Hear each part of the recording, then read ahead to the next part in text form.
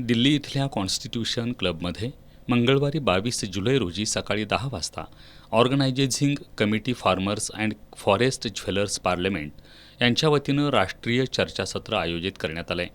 या चर्चासत्रासाठी संघटनेचे चेअरमन खासदार ॲडव्होकेट फ्रान्सिस जॉर्ज आणि organising committee farmers and forest jewellers parliament या संस्थेचे जनरल मॅनेजर P.T. जॉन यांनी शेतकरी संघटनेचे नेते रघुनाथ पाटील यांना आमंत्रित केलं आहे.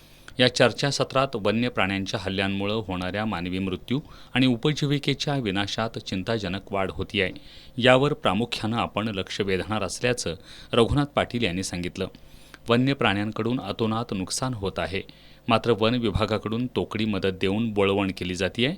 त्यामुळं वन्यजीव संरक्षण कायदा 1972मध्ये आवश्यक सुधारणांवर धोरणकर्ते आणि कायदे तज्ज्ञांशी संवाद साधून या सूचना केंद्र सरकारला देणार असल्याचं त्यांनी सांगितलं. या चर्चासत्रात भारतातील बागायतदार, लहान आणि सीमांत शेतकरी, आदिवासी नेते, शेतकरी संघटना, बागायतदार, कामगार, वकील आणि कायदेकर्ते एकत्र येणार आहेत. पत्रकार परिषदेला शेतकरी संघटनेचे जिल्हाध्यक्ष ॲडव्होकेट माणिक शिंदे, डॉक्टर प्रगती चव्हाण आदी उपस्थित होते.